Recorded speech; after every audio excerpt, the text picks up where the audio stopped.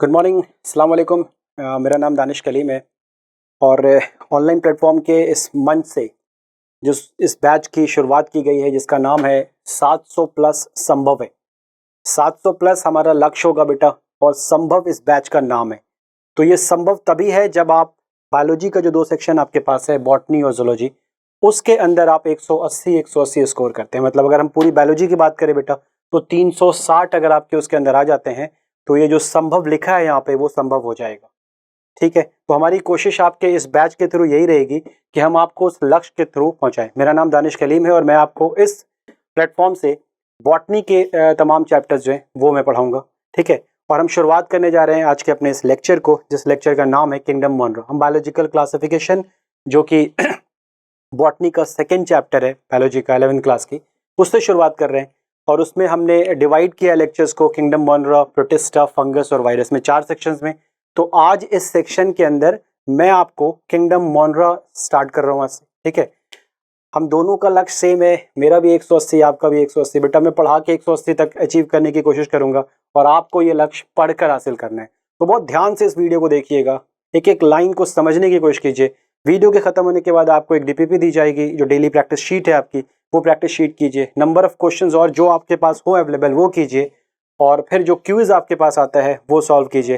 तो हम उस लक्ष्य के धीरे धीरे कर कर करीब पहुंच जाएंगे। ठीक है, चलिए स्टार्ट करते हैं अपने आज के इस लेक्चर को। ठीक है, ओके, हमने बात की थी बायोलॉजिकल क्लासिफिकेशन की। और अगर मैं क्लासिफिकेशन की बात करूं तो बेटा क्लासिफिकेशन इसलिए ज़रूरी होता है कि हम किसी चीज़ की स्टडी आसानी के साथ कर सकें। जैसे हमने यहाँ पर इस लेक्चर प्लान को भी क्लासीफाई किया हुआ है।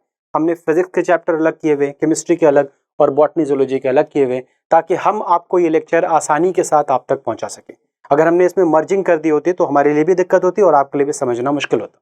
तो हम ऑर्गेनिजम्स को सर्टेन कैरेक्टरिस्टिक्स के बेसिस पे क्लासिफाई कर देते हैं, अलग अलग कर देते हैं ग्रुप्स में, ताकि हम उनकी स्टडी आसानी के साथ कर सकें। डिफरेंट टाइम पे अलग अलग साइंटिस्ट ने अलग अलग कंसेप्ट के साथ, अलग अलग हम कह सकते हैं रीजन के साथ, जितने भी ऑर्गेनिज्म उस टाइम पे डिस्कवर्ड थे उन्हें क्लासिफाई किया था। सबसे पहला जो क्लासिफिकेशन बेटा शुरू किया था एरिस्टोटल ने। सबसे पहला जो क्लासिफिकेशन शुरू किया, तो जरा एक बार इस स्लाइड पर नजर कर लेते हैं। ये टेबल ऑफ कंटेंट है जो मैं इस लेक्चर के थ्रू आप तक पहुंचाने की कोशिश करूंगा। सबसे पहले हम इंट्रोडक्शन करेंगे मॉनरो का, उसके बाद मॉनरो के सेल स्ट्रक्चर के बारे में बात करेंगे, फिर हम बेसिक फिजियोलॉजी देखेंगे जिसमें हम रेस्पिरेशन और डाइजेशन देखेंगे मॉनरो के अंदर, रिप्रोडक्शन देखेंगे, फिर 3 चीजें हैं, साइनोबैक्टीरिया, आर्क बैक्टीरिया और माइकोप्लाज्मा। इनको मैंने अलग अलग रखा है और हम इनको अलग अलग पढ़ेंगे। लेकिन ये तमाम टेबल ऑफ कंटेंट आज के स्लाइड में और आज के लेक्चर में ही अवेलेबल है। मैंने आपसे कहा कि बेटा सबसे पहले क्लासिफिकेशन किसने किया? सबसे पहले क्लासिफिकेशन किया था एरिस्टोटल नाम के साइंटिस्ट ने। ठीक है, सबसे पहले क्लासिफिकेशन बेटा किसने किया? एरिस्टोटल नाम के साइंटिस्ट ने किया। सबसे पहले उन्होंने क्या किया? उन्होंने जितने भी ऑर्गेनिजम्स मौजूद थे उनको 2 पार्ट में बेटा डिवाइड कर दिया, प्लांट और एनिमल। उन्होंने जितने भी ऑर्गेनिजम्स मौजूद थे उसको 2 पार्ट में डिवाइड कर दिया, प्लांट और एनिमल। क्लियर है? फिर उन्होंने प्लांट को on the basis of certain morphological character, morphology के बेसिस पे प्लांट को उन्होंने बेटा 3 पार्ट में डिवाइड किया, हर्ब्स, श्रब्स एंड ट्रीज। ठीक है, क्लियर है? हर्ब्स छोटे प्लांट, जो कि छोटे प्लांट थे साइज में, उनको हर्ब्स के अंदर रखा। श्रब्स का मतलब झाड़ियों वाले प्लांट और ट्रीज का मतलब होता है बड़े प्लांट को इन्होंने ट्रीज में रखा। ठीक है, पहला क्लासिफिकेशन साइंटिफिक अप्रोच के साथ जो किया गया वो किसने किया? अटेम्प्ट किया एरिस्टोटल ने। उन्होंने जितने भी ऑर्गेनिजम्स थे उनको 2 पार्ट में डिवाइड कर दिया, प्लांट और एनिमल। प्लांट को डिवाइड किया बेटा 3 पार्ट में उन्होंने, हर्ब्स, श्रब्स और trees.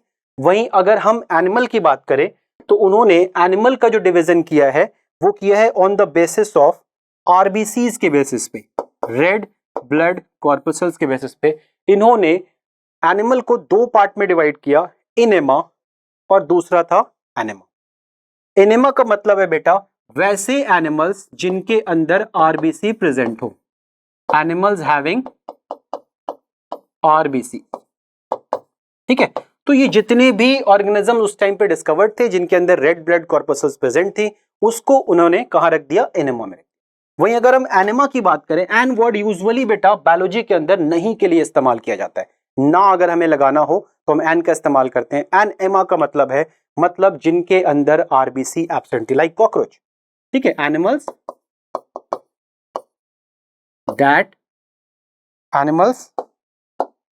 That do not have और एनिमल्स लैक आरबीसी, जिनके अंदर बेटा आरबीसी नहीं थी उनको कहां रख दिया, एनेमा में। ठीक है, हमने क्या देखा, एरिस्टोटल ने पहली क्लासिफिकेशन की साइंटिफिक अप्रोच के साथ।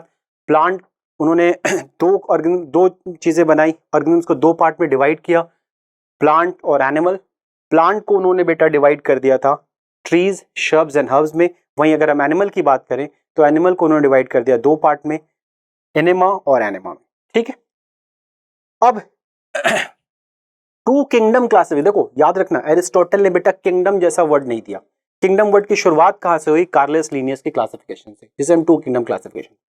कार्लस लीनियस ने जो क्लासिफिकेशन किया बेटा, जितने भी ऑर्गेनिजम्स मौजूद थे उनको कार्लस लीनियस ने दो पार्ट में डिवाइड किया, प्लांट किंगडम और एनिमल किंगडम। क्लियर है, प्लांट किंगडम और एनिमल किंगडम। तो किंगडम अगर वर्ड आ गया कहां से आया, कार्लस लीनियस के किंगडम क्लासिफिकेशन से। एरिस्टोटल ने बेटा किंगडम वर्ड का इस्तेमाल नहीं किया था। ठीक है, चलते हैं आगे। अब जरा देखते हैं कि ये टू किंगडम क्लासिफिकेशन के साथ क्या प्रॉब्लम्स आई जिसकी वजह से इसे डिस्कार्ड कर दिया गया। The first reason was prokaryote like bacteria, cyanobacteria and eukaryote like fungus, mosses, ferns, gymnosperms, इन सबको इन्होंने प्लांट के अंदर ही रख दिया था। मतलब इन्होंने किसी तरह का कोई बाइफर्केशन नहीं किया यूकैरियोट और प्रोकैरियोट के बीच। क्लियर है। दूसरी वजह क्या थी, it included unicellular and multicellular organisms in the same group.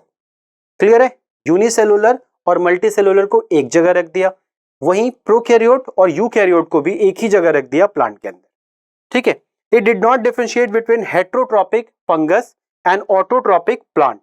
ठीक है, अब देखो इन्होंने क्या नहीं किया बेटा, इन्होंने प्रोकैरियोटिक यूकैरियोटिक के बीच में डिफरेंशिएशन नहीं किया, इन्होंने यूनिसेलुलर मल्टीसेलुलर के बीच में डिफरेंशिएशन नहीं किया, इन्होंने फंगस की बात करें अगर तो ऑटोट्रॉपिक और हेट्रोट्रॉपिक की बात अगर हम कर रहे हैं तो इन्होंने मोड ऑफ न्यूट्रिशन के बेसिस पे भी डिफरेंशिएशन नहीं किया।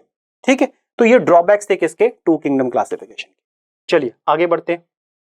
अब मैंने आपसे बोला टाइम टू टाइम साइंटिस्ट आए, उन्होंने अलग अलग किंगडम क्लासिफिकेशंस बनाए, तो नाम सिर्फ आपको याद रखना है बेटा। थ्री किंगडम क्लासिफिकेशन किसने दिया है, अर्नस्ट हैकेल ने दिया। किंगडम कौन कौन से बने, किंगडम प्रोटिस्टा, किंगडम प्लांटी और किंगडम एनिमेलिया।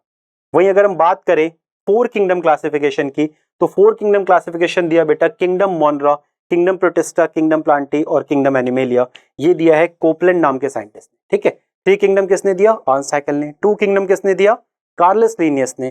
फोर किंगडम किसने दिया, कोपलैंड ने दिया। ठीक है, किंगडम कौन से बने फोर किंगडम में, मोनरा, प्रोटिस्टा, प्लांटी और एनिमेलिया। चलिए आगे बढ़ते हैं। जिस किंगडम के बारे में बेसिकली हमें पढ़ना है इस पूरी क्लास में वो है five kingdom classification. Five kingdom classification बेटा किसने दिया, आर.एच. व्हिटेकर नाम के साइंटिस्ट। जो पिछले रिसर्च में आपने देखा कि जो time to time different kingdoms discovered हो रहे थे, किंगडम प्लांट और एनिमल से हमने शुरू किया, फिर किंगडम प्रोटिस्टा आया, फिर किंगडम मोनरा आया। आर.एच. व्हिटेकर ने एक सर्टेन प्रॉपर बेसिस के ऊपर ऑर्गेनिजम्स को 5 पार्ट में डिवाइड कर दिया। ठीक है, ऑर्गेनिजम्स को 5 पार्ट में बेटा डिवाइड कर दिया। अब उनकी जो बेसिस ऑफ क्लासिफिकेशन थी वो हमें याद रखनी है, और वो हम कैसे याद रखेंगे, तो मैंने उसके लिए क्या किया है, ये एक स्ट्रक्चर बना रखा है, एक कोड बना रखा है। हम ऐसे याद रखेंगे बेटा, इनकी आर.एच. व्हिटेकर की जो बेसिस ऑफ क्लासिफिकेशन है वो क्या क्या थी। पहला अगर हम सी देखें तो हम इसमें लिखेंगे सेलुलर स्ट्रक्चर। ठीक है, क्लियर है बेटा, हम क्या लिखेंगे, देखो सेलुलर स्ट्रक्चर, सेलुलर स्ट्रक्चर। ठीक है, हमने क्या लिखा, सेलुलर स्ट्रक्चर। मतलब हम किसकी बात कर रहे हैं, प्रोकैरियोटिक या eukaryotic nature of the cell की बात कर रहे हैं। फिर हमने क्या लिखा, बॉडी ऑर्गेनाइजेशन। बॉडी लिख सकते हो या फिर लिख सकते हो थैलस ऑर्गेनाइजेशन। मतलब बॉडी कैसी थी, मल्टी सेलुलर थी, यूनिसेलुलर थी, टिश्यू लेवल ऑर्गेनाइजेशन था, ऑर्गन था, इसकी बात कर रहे हैं। थर्ड है M, M stand for mode of nutrition. मतलब ऑर्गेनिज्म कैसा था, ऑटोट्रॉपिक, हेट्रोट्रॉपिक, हेट्रोट्रॉपिक में कैसा था, सैप्रोट्रॉपिक, पैरासिटिक, ये इस चीज की क्लासिफिकेशन की गई थी। या हम कह सकते हैं बेटा मोड ऑफ रिप्रोडक्शन, मतलब ऑर्गेनिज्म कैसा है, सेक्सुअल रिप्रोडक्शन करता है या फिर एसेक्सुअल रिप्रोडक्शन करता है। आप इसे अलग अलग भी कर सकते हैं, ठीक है, mode of reproduction and mode of nutrition. And last one is phylogenetic relationship. Phylogenetic relationship, phylogenetic relationship means किसी भी ऑर्गेनिज्म का क्लासिफिकेशन उसके जो पूर्वज गुजर चुके हैं उनको रिलेट करके अगर किया जाए तो इसे हम क्या कह रहे हैं, फाइलोजेनेटिक रिलेशनशिप कह रहे हैं। क्लियर है, आ गया समझ में? 4 पॉइंट पे 5 पॉइंट पे उन्होंने क्लासिफाई किया, सेलुलर स्ट्रक्चर, बॉडी और thallus organisation, mode of nutrition या मोड ऑफ रिप्रोडक्शन कह सकते हैं। ये दोनों अलग अलग पॉइंट हैं, अलग अलग लिख सकते हैं आप। और fifth one is phylogenetic analysis. Clear है? चलिए, स्वारिच विटेकर में इस बेसिस के ऊपर जो 5 किंगडम बनाए, जरा उनकी बात कर लेते हैं। 5 किंगडम जो बनाए वो कौन कौन से थे? किंगडम मोनरा, ये पहले आ चुका था, kingdom मोनरा, kingdom protista, kingdom fungus, kingdom Plantae and kingdom animalia. ये 5 किंगडम इन्होंने बनाए, kingdom मोनरा, kingdom protista, kingdom fungus, kingdom Plantae and kingdom animalia. ठीक है, अब जरा इनकी इंपॉर्टेंट कैरेक्टरिस्टिक देख लेते हैं कि ये कौन कौन से कैरेक्टरिस्टिक्स इनके अंदर थे। अगर हम बेटा किंगडम मोनरा की बात करें तो किंगडम मोनरा का सेल टाइप कैसा है? ये यूनिसेलुलर थे और प्रोकैरियोटिक थे। प्रोकैरियोटिक एंड यूनिसेलुलर, ठीक है। प्रोकैरियोटिक का मतलब वेल डिफाइंड न्यूक्लियर बाउंड्री इनके अंदर एब्सेंट थी। वहीं अगर बात करें बेटा प्रोटिस्टा की, तो प्रोटिस्टा के अंदर यूकैरियोटिक नेचर आ गया था। यूकैरियोटिक और मल्टीसेलुलर,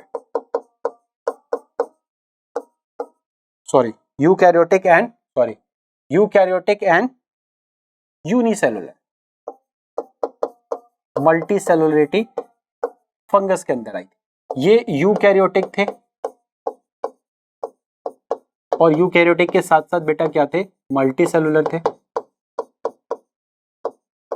प्लांट भी कैसे थे? यूकैरियोटिक के साथ साथ मल्टीसेलुलर, और एनिमल भी बेटा यूकैरियोटिक के साथ साथ मल्टीसेलुलर। ठीक है, क्लियर है? अब आ जाओ सेल वॉल। अगर हम मोनरा की बात करें बेटा तो मोनरा के अंदर सेल वॉल प्रेजेंट थी, किसकी बनी थी? पेप्टिडोग्लाइकन की। ठीक है, क्लियर है? प्रोटिस्टा में कुछ में प्रेजेंट है, कुछ में एब्सेंट है। यूग्लेना में नहीं है, स्लाइम मोल्ड्स के अंदर नहीं है, कुछ में प्रेजेंट है, present in few. Diatoms, dinoflagellate के अंदर प्रेजेंट। फंगस के अंदर भी बेटा प्रेजेंट थी, किसकी बनी थी? काइटिन की बनी हुई थी। किसकी बनी थी? काइटिन की। प्लांट के अंदर भी बेटा प्रेजेंट है, किसकी बनी हुई है? सेलुलोजिक है, सेलुलोज की बनी हुई है। और इनके अंदर, एनिमल्स के अंदर सेल वॉल एब्सेंट होती है। ठीक है, चलिए हम न्यूक्लियर मेम्ब्रेन की बात करते हैं। न्यूक्लियर मेम्ब्रेन एब्सेंट है क्योंकि प्रोकैरियोटिक है, तो क्या हो जाएगा? ये एब्सेंट हो जाएगा। प्रोटिस्टा यूकैरियोटिक बिहेवियर आ गया बेटा, जल्दी बताओ क्या होगा? प्रेजेंट हो जाएगा। ठीक है, और फंगस के अंदर क्या रहता है? प्रेजेंट है। जहां भी यूकैरियोटिज्म मतलब प्रेजेंट हो गया, न्यूक्लियर मेम्ब्रेन आ गई, यहां भी क्या हो जाएगी? प्रेजेंट हो जाएगी। एनिमल में प्रेजेंट, एब्सेंट किस में है? मोनरा के अंदर नहीं है। मोनरा के अंदर क्यों नहीं है? क्योंकि मोनरा एक प्रोकैरियोटिक सेल है। ठीक है, चलिए बॉडी ऑर्गेनाइजेशन बेटा यहां हमने लिख दिया, वैसे दोबारा लिख देते हैं, यूनिसेलुलर है। ये वाला भी यूनिसेलुलर है और ये था मल्टीसेलुलर।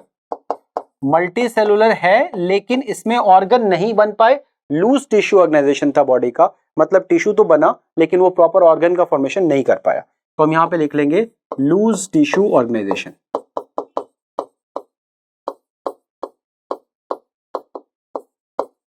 ठीक है, क्लियर है बेटा? प्लांट के अंदर क्या था बेटा? मल्टीसेलुलरिटी थी, ऑर्गन तक आ गया। मल्टीसेलुलर था, ऑर्गन बन गए, ऑर्गन लेवल। और अगर हम एनिमल की बात करें तो एनिमल के अंदर बेटा मल्टीसेलुलर है और ऑर्गन सिस्टम है ना। हमारे अंदर क्या होता है?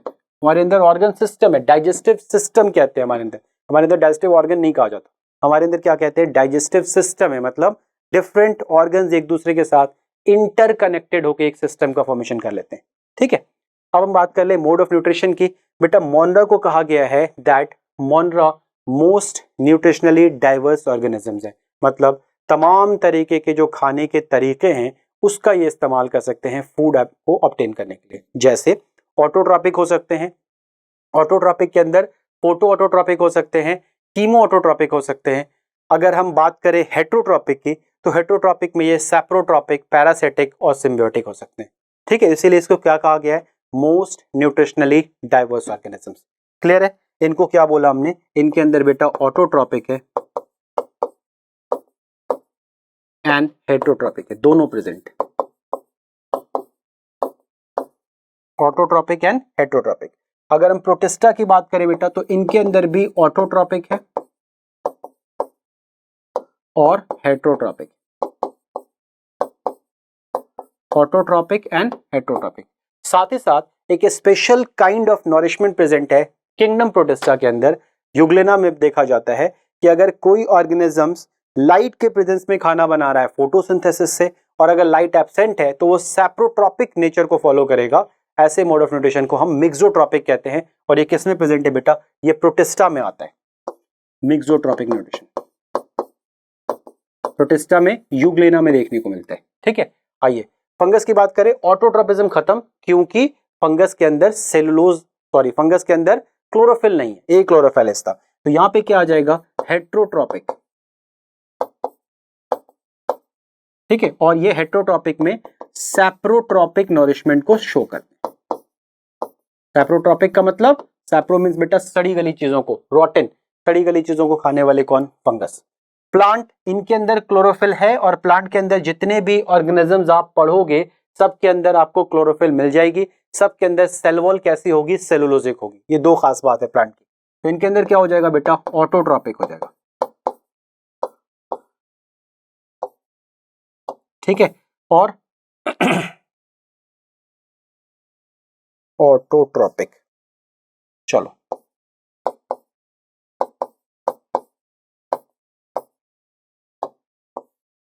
और एनिमल की बात करें तो एनिमल बाय डिफॉल्ट हेट्रोट्रॉपिक होते हैं, जहां ऑटोट्रॉपिज्म नहीं है।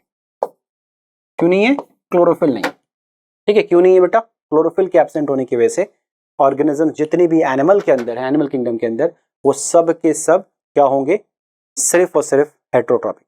ठीक है, चलिए हमने ये पढ़ लिया टेबल, ये याद कर लिया। मोनरा क्या क्या इंपॉर्टेंट है इसमें ये बता दूं आपको, जो पॉइंट ऑफ व्यू, जो एग्जामिनेशन पॉइंट ऑफ व्यू से इंपॉर्टेंट है बेटा। सेल वॉल जहां जहां पे है उनका कंपोजिशन जरूर देख लेना। फंगस के अंदर काइटिन की होती है, प्लांट के अंदर सेलुलोजिक है, और बैक्टीरिया या फिर मोनरा के अंदर पेप्टिडोग्लाइकेन की बनी हुई है। ठीक है, न्यूक्लियर मेम्ब्रेन एब्सेंट है मोनरा के अंदर, बाकी सब के अंदर प्रेजेंट है क्योंकि यूकैरियोटिक सेल्स हैं। वहीं बॉडी ऑर्गेनाइजेशन की बात करें तो इनके अंदर टिश्यू लेवल ऑर्गेनाइजेशन है, बाकी इधर यूनिसेलुलर, और प्लांट और एनिमल में मल्टी सेलुलरिटी है। Mode of nutrition mixotrophic, special kind of nourishment है, ये इंपॉर्टेंट है। मोनरा न्यूट्रिशनली डाइवर्स है क्योंकि सबसे ज्यादा ऑर्गेनिज्म ऐसे हैं जो कि सबसे ज्यादा मोड ऑफ न्यूट्रिशन को फॉलो करते हैं। ठीक है, चलिए आगे बढ़ते हैं। स्लाइड के अगले सेक्शन में हम पढ़ेंगे किंगडम मोनरा। पहला किंगडम है, किंगडम मोनरा को डिटेल में पढ़ेंगे। किंगडम मोनरा बेटा आज का हमारा टॉपिक भी है, और इस टॉपिक को ही हम आगे बढ़ाएंगे। हम पहले किंगडम मोनरा के इंपॉर्टेंट कैरेक्टरिस्टिक्स के बारे में स्टडी करेंगे, फिर उसकी physiology, cell wall structures, cell envelope structure कह सकते हैं, रिप्रोडक्शन के बारे में पढ़ेंगे, फिर cyanobacteria, archaebacteria and finally mycoplasma. ठीक है, ये आज का हमारा जो लेक्चर का पूरा प्लान है। क्लियर है, जरा देखते हैं बैक्टीरिया के बारे में या मोनरा के बारे में। Bacteria are the most abundant micro organism, सबसे ज्यादा पाए जाने वाले माइक्रो। इसकी एक वजह यह भी हो सकती है कि ये बाइनरी फिजन के थ्रू डिवाइड करते हैं, और binary fission is the simplest way of reproduction found in any organism. किसी भी ऑर्गेनिज्म में पाया जाने वाला सबसे सिंपलेस्ट मेथड है रिप्रोडक्शन का बाइनरी फिजन, तो इसीलिए ये ज्यादा अमाउंट में प्रेजेंट होते हैं बैक्टीरिया।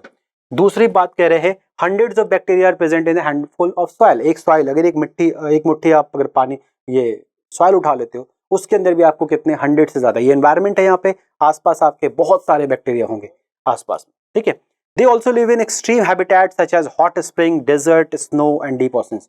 हर जगह मिल जाएंगे, हार्श कंडीशन में दिखाई दे सकते हैं, ठीक है।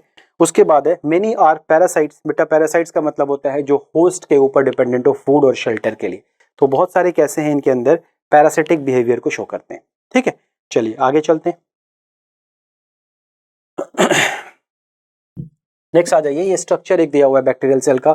अगर हम इसमें गौर से देखें तो हमने देखा है इसके अंदर बेटा न्यूक्लियस को दिखाया है जो विदाउट एनी बाउंड्री है, कोई बाउंड्री प्रेजेंट नहीं है, जिसे हम न्यूक्लियोइड कह रहे हैं। उसके अंदर सर्कुलर डबल स्टैंडर्ड डीएनए है। राइबोसोम बेटा इसका 70s टाइप का होता है। प्रोकैरियोटिक साइटोप्लाज्म है। देन ये एनवेलप है, सेल एनवेलप। सेल एनवेलप के इसके तीन पार्ट दिखा रखे हैं। सेल एनवेलप है, सेल एनवेलप के बेटा 3 पार्ट, ग्लाइकोकैलिक्स सबसे बाहर के लेयर है, देन सेल वॉल है और फिर क्या है, सेल मेम्ब्रेन है। ठीक है, उसके बाद आ जाओ मीजोजोम्स है इक्वलेंट टू माइटोकॉन्ड्रिया। ये प्लाज्मा मेम्ब्रेन का इनवर्ड इन्वेजिनेशन होता है जो कि बैक्टीरिया के अंदर रेस्पिरेशन और रेप्लिकेशन में हेल्प करता है। हम आगे इसको डिटेल से पढ़ेंगे। ठीक है, उसके अलावा प्लाज्मिड है बेटा। ये plasmid extra chromosomal DNA, extra chromosomal DNA. ठीक है, ये क्या करता है, देखो एक्स्ट्रा क्रोमोसोमल है तो ऑब्वियसली कुछ एक्स्ट्रा एबिलिटी प्रोवाइड करेगा। प्लाज्मिड एंटीबायोटिक से रेजिस्टेंट बना सकता है, फर्टिलिटी दे सकता है, इसीलिए डिफरेंट टाइप के प्लाज्मिड अवेलेबल है। R plasmid, F plasmid, col plasmid, बहुत सारे प्लाज्मिड है। ठीक है, और ये फ्लैजिलम है, बेसिकली फ्लैजिला है, ये आपको मूवमेंट में हेल्प करता है। ठीक है, क्लियर है। देखो साफ ये स्ट्रक्चर बैक्टीरिया का स्ट्रक्चर है, सिंपल। इसके हर एक पार्ट को हम लोग डिटेल से डिस्कस करेंगे। चलिए आगे बढ़ते हैं।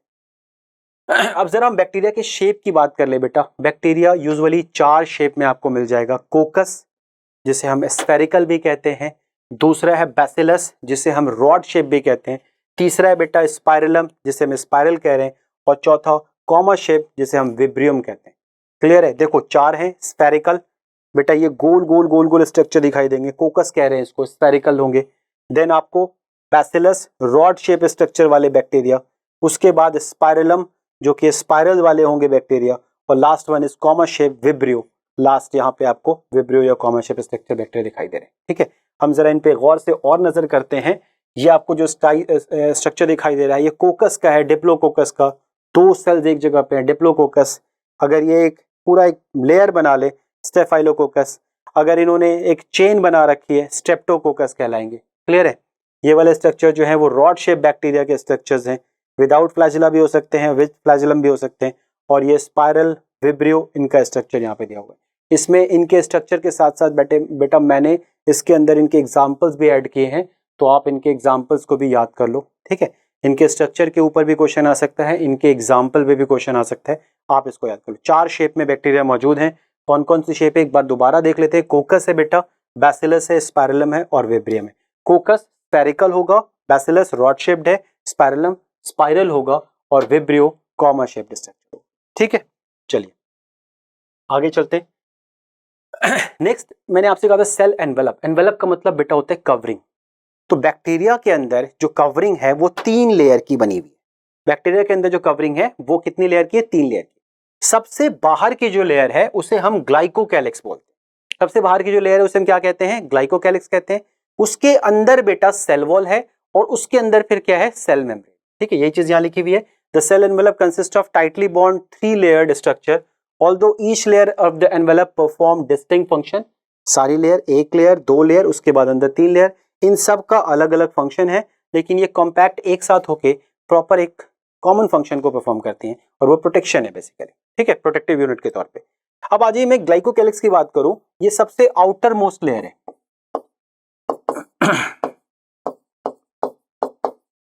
आउटर मोस्ट लेयर है। 2 कंपोनेंट है इसके, capsule and slime layer. Capsule बेटा ये कैसा है, थिक है, नॉन स्टिकी है, रेगुलर एंड स्मूथ लेयर है। 4 इसके characteristic, thick, non sticky, regular and smooth layer है। और कैप्सुलेटेड बैक्टीरिया बेसिकली पैथोजेनिक होते हैं, मतलब वो बैक्टीरिया जो अपने ऊपर कैप्सूल की कवरिंग बना लेंगे वो यूजुअली पैथोजेनिक। क्लास 12th में आप पढ़ते हो ट्रांसफॉर्मेशन प्रिंसिपल, वहां आपने पढ़ा होगा S strain bacteria, R strain bacteria. तो एस स्ट्रेन बैक्टीरिया बेसिकली वहां पे कैप्सूल का फॉर्मेशन हो रहा है और इसकी वजह से वो वायलेंट होता है।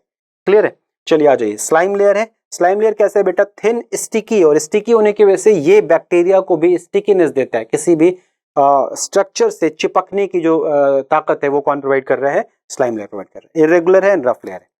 ग्लाइकोकैलिक्स का फंक्शन क्या है? It protect the bacterium from WBC, ठीक है, WBC मतलब white blood cells, and also help in colony formation. इसके अपार्ट वायरुलेंसी प्रोवाइड कर रहा है और साथ ही साथ स्टिकी नेचर दे रहा है, इसको चिपकने की एबिलिटी दे रहा है, ठीक है। हमने क्या देखा? एनवेलप 3 लेयर के बने हुए, तीनों लेयर का अलग अलग फंक्शन है, लेकिन तीनों एक साथ होके एक कॉमन फंक्शन परफॉर्म करते हैं, जो फंक्शन क्या है? प्रोटेक्टिव है। पहली लेयर हम ग्लाइकोकैलिक्स कह रहे हैं। ग्लाइकोकैलिक्स आउटर मोस्ट लेयर है, दो कंपोनेंट है इसके, कैप्सूल और slime layer.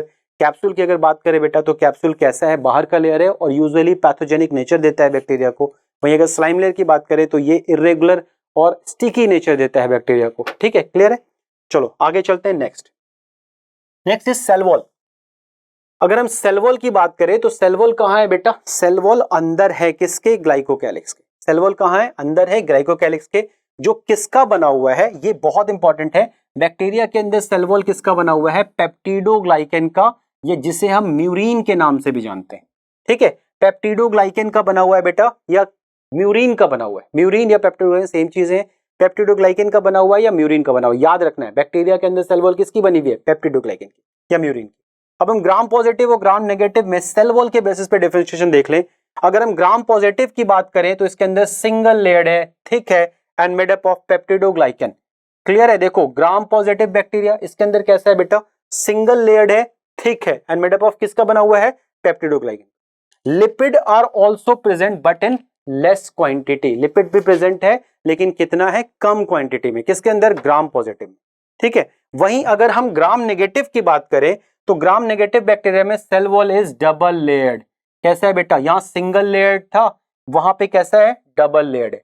Inner layer is thin and composed of peptidoglycan, while outer layer is thick and made up of polysaccharide का बना हुआ है, लिपोपॉलीसैकेराइड का। क्लियर है?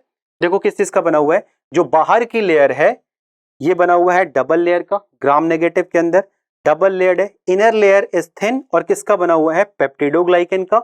वहीं बाहर की लेयर की अगर बात की जाए तो वो थिक है और किसका बना हुआ है? लिपोपॉलीसैकेराइड का। लिपोप्रोटीन एंड फॉस्फोलिपिड भी यहां पे प्रेजेंट है आउटर लेयर में। हमने क्या देखा? ग्राम पॉजिटिव में सिंगल लेयर्ड है, पेप्टिडोग्लाइकेन का बना हुआ है और इसके अंदर लिपिड है लेकिन कम अमाउंट में। वहीं अगर हम बात करें ग्राम नेगेटिव की बेटा तो ग्राम नेगेटिव का जो सेल वॉल डबल लेयर्ड है, अंदर की लेयर पेप्टिडोग्लाइकेन की बनी हुई है, बाहर की लेयर लिपोपॉलीसैकेराइड की बनी हुई है, ठीक है। चलिए आगे चलते हैं। अब मैंने कहा सेल वॉल किसकी बनी है बेटा? पेप्टिडोग्लाइकेन की। तो पेप्टिडोग्लाइकेन किसका बना हुआ है वो स्ट्रक्चर जरा देख लेते हैं। पेप्टिडोग्लाइकेन बना हुआ है बेटा दो टाइप के, पेप्टिडोग्लाइकेन बना हुआ है दो टाइप के अमीनो शुगर से, जिसका नाम है नैग और नैम। क्लियर है? साफ दिख रहा है नैग और NAM. NAG stand for N acetyl glucosamine, NAG stands for N acetyl glucosamine. वहीं अगर हम नैम की बात करें तो NAM stand for N acetyl muramic acid, ठीक है। ये दोनों अल्टरनेट करके आप देख सकते हो। इफ दिस इज नैग तो ये वाला क्या हो जाएगा बेटा? नैम हो जाएगा। और ये नैग और नैम के बीच में जो बॉन्डिंग है वो है बीटा 1,4 ग्लाइकोसाइडिक लिंकेज, ठीक है। क्लियर है? बताओ नैग और नैम अल्टरनेट है एक दूसरे के और इनके बीच में जो बॉन्डिंग है वो किस चीज की है? बीटा 1,4 ग्लाइकोसाइडिक लिंकेज के। मैंने बोला ये अमीनो शुगर है तो बेसिकली अमीनो एसिड की चेन भी आपको दिखाई देगी, ठीक है। ये पेप्टिडोग्लाइकेन का स्ट्रक्चर है जिसका कि बैक्टीरियल सेल वॉल जिससे बना हुआ है, ठीक है। चलिए आगे चलते हैं। नेक्स्ट आ जाइए सेल मेम्ब्रेन। अब मैंने बोला एनवेलप 3 लेयर, बाहर का लेयर ग्लाइकोकैलिक्स, उसके अंदर सेल वॉल, उसके अंदर सेल मेम्ब्रेन। तो सेल मेम्ब्रेन को हम क्या कह रहे हैं? सेल मेम्ब्रेन या प्लाज्मा मेम्ब्रेन कह रहे हैं। ये इनर लेयर है, अंदर की लेयर इनर मोस्ट लेयर है। Bacterial cell membrane is made up of किसकी बनी हुई है बेटा? लिपोप्रोटीन, जैसे कि यूकैरियोटिक सेल मेम्ब्रेन बनी हुई है। जैसी सेल मेम्ब्रेन हमारे अंदर वैसी सेल मेम्ब्रेन बैक्टीरिया के अंदर, ठीक है। क्लियर है? कोई डिफरेंस नहीं है। लिपिड की 2 लेयर है, बीच में प्रोटीन एम्बेडेड है। तो इस तरह से स्ट्रक्चर बना हुआ है किसका? Cell membrane of the bacteria का, similar to the eukaryotic cell membrane, ठीक है। चलिए आगे बढ़ते हैं। अब हम साइटोप्लाज्म की बात करें तो इन bacterial cytoplasm membrane bound structures like Golgi apparatus, endoplasmic reticulum, mitochondria, ये सब बैक्टीरियल सेल साइटोप्लाज्म के अंदर आपको एब्सेंट दिखाई देंगे। ये सारे के सारे स्ट्रक्चर क्या है? यहाँ पे प्रेजेंट नहीं है। उसके अलावा बैक्टीरियल साइटोप्लाज्म साइक्लोसिस या जिसे आप सेल स्ट्रीमिंग कहते हो वो भी बैक्टीरियल साइटोप्लाज्म के अंदर एब्सेंट होते हैं, ठीक है। साइटोप्लाज्म के अंदर क्या नहीं है? मेम्ब्रेनस स्ट्रक्चर मौजूद नहीं है, like mitochondria, lysosome, endoplasmic reticulum, Golgi apparatus, ये सब एब्सेंट है। उसके साथ साथ सेल स्ट्रीमिंग या साइक्लोलिसिस ये भी एब्सेंट होता है किसके अंदर, बैक्टीरियल सेल मेम्ब्रेन के अंदर। ठीक है, चलिए आगे चलते हैं। नेक्स्ट इज, अब बात कर रहे हैं हम लोग साइटोप्लाज्मिक ऑर्गेनेल्स की, मतलब वो स्ट्रक्चर जो कि बैक्टीरिया के साइटोप्लाज्म में प्रेजेंट। मैंने आपसे कहा बैक्टीरिया एरोबिक और एनारोबिक दोनों हो सकता है। ठीक है, अगर एरोबिक है तो उसे माइटोकॉन्ड्रिया की जरूरत पड़ेगी, लेकिन बैक्टीरिया के अंदर माइटोकॉन्ड्रिया एब्सेंट होता है, प्रेजेंट नहीं होता। तो माइटोकॉन्ड्रिया के अंदर बैक्टीरिया के अंदर माइटोकॉन्ड्रिया के इक्विवेलेंट सर्टेन स्ट्रक्चर्स प्रेजेंट हैं, जिनको बेटा हम क्या कह रहे हैं, मीसोजोम्स कह रहे हैं, जिनको हम क्या कह रहे हैं, मीसोजोम्स कह रहे हैं। ठीक है, मीसोजोम्स क्या है, हमने शुरू में देखा था। मीसोजोम्स बेटा अगर ये प्लाज्मा मेम्ब्रेन है तो इसका इनवर्ड इन्वेजिनेशन है, अंदर की तरफ साइटोप्लाज्म की तरफ आया हुआ इनवर्ड इन्वेजिनेशन है, और इसके अंदर डिफरेंट एंजाइम्स भरे हुए हैं, जो एंजाइम क्या करेंगे, रेस्पिरेशन और रेप्लिकेशन ऑफ डीएनए में हेल्प करते हैं। ठीक है, देखो, it is a special membranous structure form by the extension और इनफोल्डिंग और the invagination of plasma membrane into the cell. अब आपके पास दो सवाल आ जाए, पहला हो respiration in bacteria takes place in, और अगर मीसोजोम दिया हुआ है तो आप मीसोजोम पे टिक करोगे। लेकिन अगर आपके पास सवाल हो respiration in case of bacteria takes place in, और आपके पास वहां मीसोजोम नहीं है, साइटोप्लाज्म लिखा हुआ है, तो आप क्या टिक करोगे, साइटोप्लाज्म। क्यों, क्योंकि ये जो इन्वेजिनेशन है बेटा वो किधर आई है, साइटोप्लाज्म की तरफ आई हुई। ठीक है, चलिए, these are functionally mitochondria like structures हैं। ऑक्सीडेटिव एंजाइम मतलब वो एंजाइम जो कि रेस्पिरेशन में हेल्प करते हैं, वो मीसोजोम्स के अंदर प्रेजेंट है। They help in cell respiration and DNA replication and distribution to the daughter cells during cell division. मैंने आपसे बोला इनके अंदर एंजाइम्स हैं, जो एंजाइम क्या करेंगे, रेस्पिरेशन में हेल्प करते हैं, डीएनए के रेप्लिकेशन में हेल्प करते हैं। ठीक है, मीसोजोम एक स्ट्रक्चर है जो किससे बना हुआ है, प्लाज्मा मेम्ब्रेन के इन्वेजिनेशन। ठीक है, चलिए आगे आ जाइए। नेक्स्ट स्ट्रक्चर है क्रोमैटिन मटेरियल, मतलब हम बैक्टीरियल सेल के जेनेटिक मटेरियल की बात कर रहे हैं। अच्छा, हमने क्या कहा था, बैक्टीरियल सेल बेटा एक प्रोकैरियोटिक सेल है। प्रोकैरियोटिक, प्रो मतलब प्रिमिटिव, कैरियन मतलब न्यूक्लियस, मतलब एक ऐसी सेल जिसके अंदर न्यूक्लियस नहीं है। लेकिन ये क्लियर कर लेना जरूरी है कि सिर्फ न्यूक्लियस नहीं है, जेनेटिक मटेरियल होगा, मतलब न्यूक्लियर बाउंड्री तो नहीं है, जेनेटिक मटेरियल प्रेजेंट। ठीक है, क्लियर है। जेनेटिक मटेरियल का मतलब बेटा डीएनए होना चाहिए जो ट्रांसफर हो जनरेशन टू जनरेशन। तो इनके अंदर जेनेटिक मटेरियल प्रेजेंट है विदाउट बाउंड्री, और वैसा जेनेटिक मटेरियल जिसके अंदर बाउंड्री नहीं हो उसको हमने क्या नाम दिया है, न्यूक्लियोइड नाम दिया है। ठीक है, वैसा जेनेटिक मटेरियल, वैसा क्रोमैटिन मटेरियल जिसके अंदर बाउंड्री प्रेजेंट नहीं है, उसे हम क्या नाम दे रहे हैं, न्यूक्लियोइड कह रहे हैं। न्यूक्लियोइड के अलावा इसका नाम जीनोफोर या इंसिपिएंट न्यूक्लियस भी है। इंसिपिएंट मतलब वेल डेवलप्ड नहीं, इंसिपिएंट न्यूक्लियस भी है।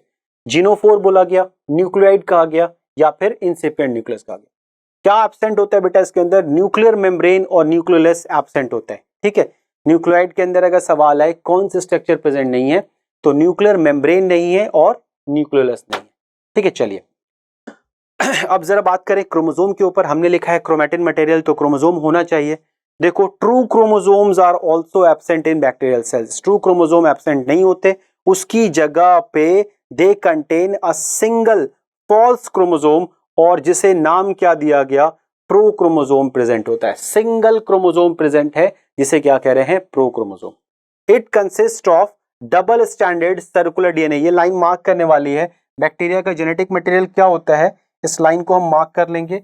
बैक्टीरिया का जेनेटिक मटेरियल क्या है, सवाल है तो ये double standard circular naked DNA. Naked कहा गया बेटा क्योंकि इसके बाहर बाउंड्री नहीं है। और किसका बना हुआ है, हमारा जो जेनेटिक मटेरियल डीएनए है उसकी रैपिंग बेटा हिस्टोन प्रोटीन के इर्द गिर्द होती है। हिस्टोन प्रोटीन बेसिक प्रोटीन है, उसके चारों तरफ बाउंड्री वो डीएनए रैप किया होता है और न्यूक्लियोसोम बनाता है, पैकेजिंग हमारे डीएनए की। यहाँ पे हिस्टोन नहीं है, विदाउट हिस्टोन। हिस्टोन की जगह क्या है, नॉन हिस्टोन प्रोटीन्स हैं जिनको हम पॉलीअमाइंस भी कहते हैं। ठीक है, देखो 4 पॉइंट यहां से आए। पहला पॉइंट, न्यूक्लियस ऑफ बैक्टीरिया क्या कहा जाता है, उसे न्यूक्लियोइड कह सकते हो, जीनोफोर कह सकते हो, इंसिपिएंट न्यूक्लियस कह सकते हो। और दूसरा सवाल ये आ जाए, न्यूक्लियस ऑफ बैक्टीरिया के अंदर क्या एब्सेंट होता है बेटा, न्यूक्लियर मेम्ब्रेन नहीं होता प्रोकैरियोटिक बिहेवियर की वजह से, और न्यूक्लियोलस नहीं होता है। अच्छा, क्रोमोसोम कैसा है, क्रोमोसोम भी इनका क्या है, ट्रू क्रोमोसोम नहीं है। क्रोमोसोम सिंगल है, डबल स्टैंडर्ड सर्कुलर डीएनए को कंटेन करता है, और वो डीएनए किसके बने हुए? डीएनए है बेसिकली पॉलीएमाइंस या फिर आप कह सकते हो नॉन हिस्टोन प्रोटीन के साथ। ठीक है, क्रोमोसोम किसका बना हुआ है बेटा? डीएनए और नॉन हिस्टोन प्रोटीन का बना हुआ है।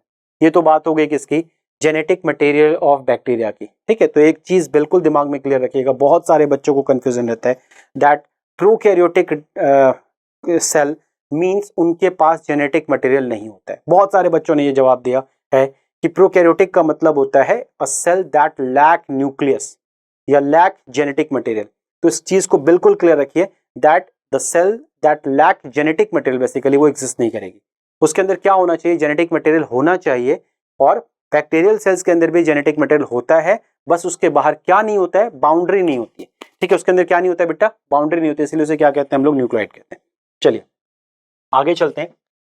अब हमने कहा था आपसे, जब हमने डायग्राम आपको दिखाया था बैक्टीरिया का, वहां पे हमने प्लाज्मिड का जिक्र किया था। प्लाज्मिड का मतलब होता है एक्स्ट्रा क्रोमोसोमल। क्रोमोसोम वो चीज है जो जनरेशन टू जनरेशन ट्रांसफर हो सकती है।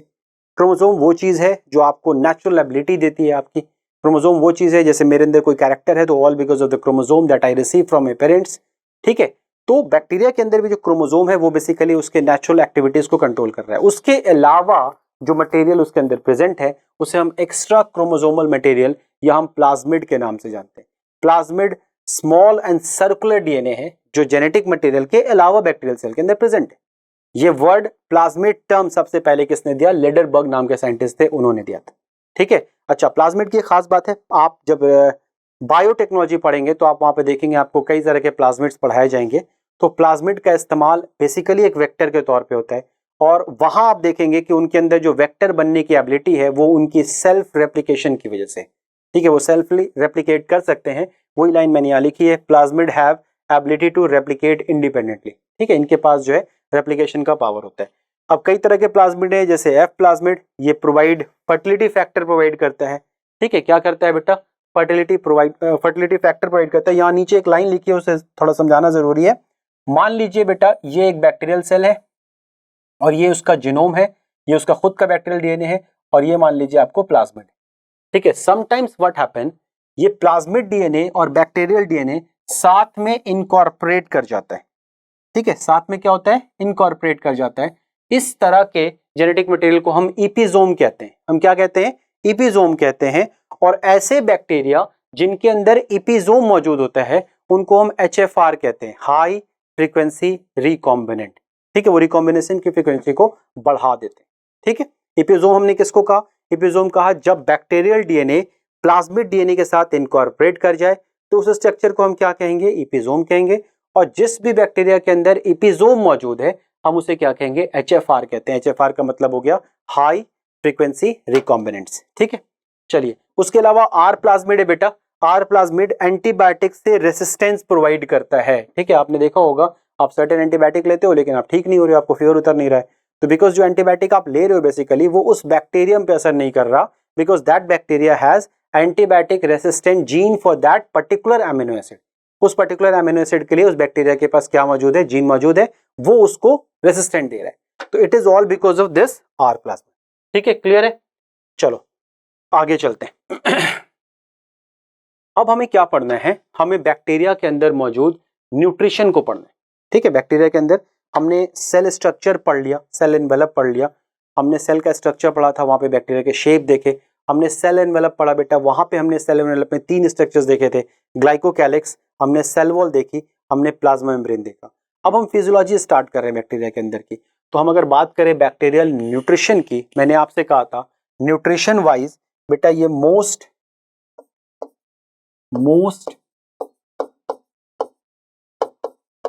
न्यूट्रिशनली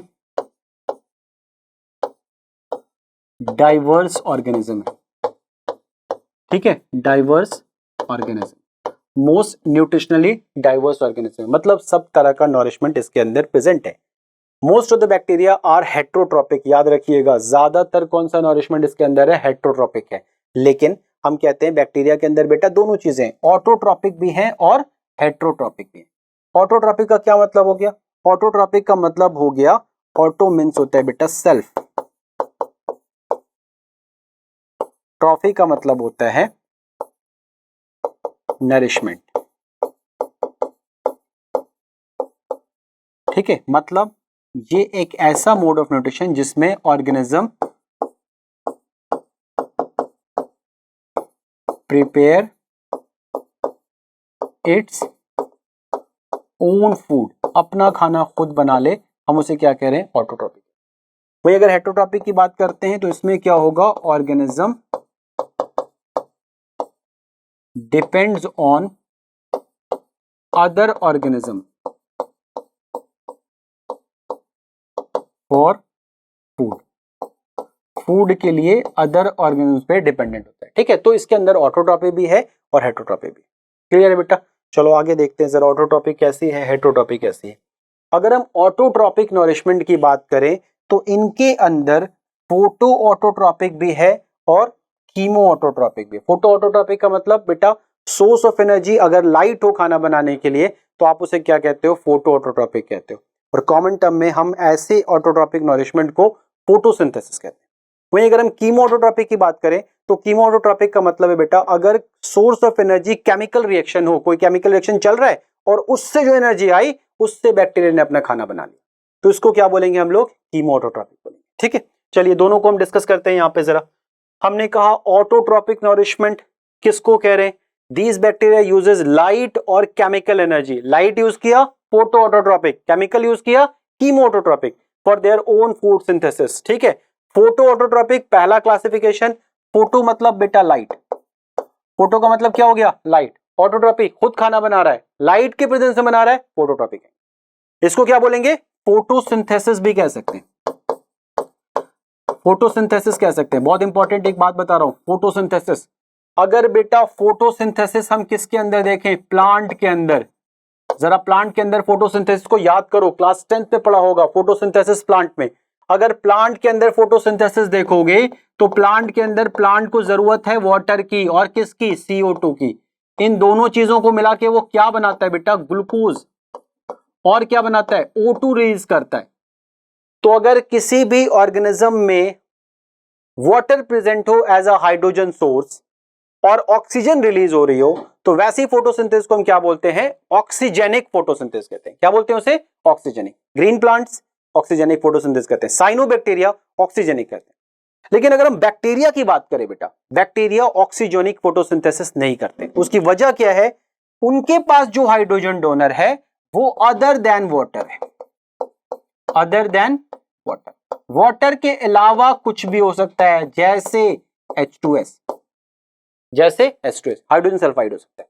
तो ऐसे केस में जब वाटर हाइड्रोजन डोनर नहीं होगा तो बैक्टीरिया के अंदर ऑक्सीजन रिलीज नहीं होगा, और ऐसी फोटोसिंथेसिस को हम क्या कहते हैं? Anoxygenic photosynthesis. एन का मतलब मैंने बताया था, नहीं के लिए यूज करते हैं बायोलॉजी में। तो एनऑक्सीजेनिक का मतलब क्या हो गया? ऐसी फोटोसिंथेसिस जिसमें ऑक्सीजन रिलीज ना हो। ठीक है, समझ में आया क्या कहा? फोटोसिंथेसिस अगर वाटर हाइड्रोजन डोनर होगा तो ऑक्सीजन रिलीज होगी, अगर वाटर हाइड्रोजन डोनर होगा बेटा तो ऑक्सीजन क्या हो जाएगी? रिलीज हो जाएगी। और अगर ऑक्सीजन रिलीज हुई तो हम कहेंगे इस तरह की फोटोसिंथेसिस को कि ऑक्सीजेनिक फोटोसिंथेसिस हो रही है। अब अगर वाटर अवेलेबल ना हो हाइड्रोजन डोनर के तौर पे और वाटर की जगह डिफरेंट चीजें अवेलेबल हो, H2S हो सकता है, कोई और कंपाउंड हो सकता है, तो उस केस में बेटा वाटर अगर अवेलेबल नहीं है तो ऑक्सीजन रिलीज नहीं होगी, और ऐसी फोटोसिंथेसिस को हम क्या बोलेंगे? एनऑक्सीजेनिक फोटोसिंथेसिस कहेंगे। बैक्टीरिया एनऑक्सीजेनिक शो करते हैं, green plant cyanobacteria oxygenic photosynthesis को शो। क्लियर है? चलिए आगे चलते हैं। ठीक है, आगे चलते हैं बेटा। Chemo autotrophic, chemo autotrophic nourishment.